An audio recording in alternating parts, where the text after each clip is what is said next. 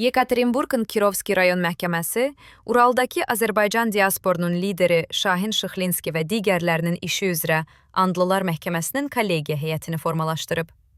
APA'nın Rusiya bürosu xəbər verir ki, bu barədə Kirovski rayon məhkəməsindən bildirilib.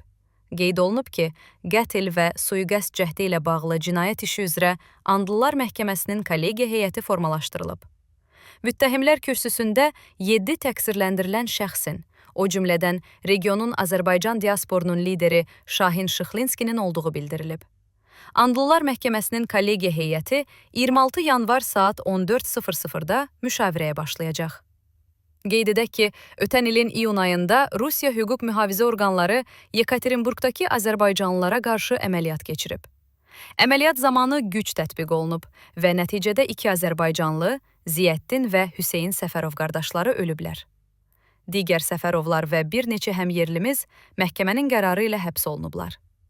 Onlara qarşı 2001, 2010 və 2011-ci illərdə törədilmiş cinayət ittihamları irəli sürülüb. Daha sonra Yekaterinburgda Azərbaycan diasporunun rəhbəri Şahin Şıxlinski və oğlu Mutvalı Şıxlinski saxlanılıb. Mutvalı Şıxlinskiyə qarşı dövlət nümayəndəsinə qarşı zor tətbiq etmə maddəsi ilə cinayət işi açılıb.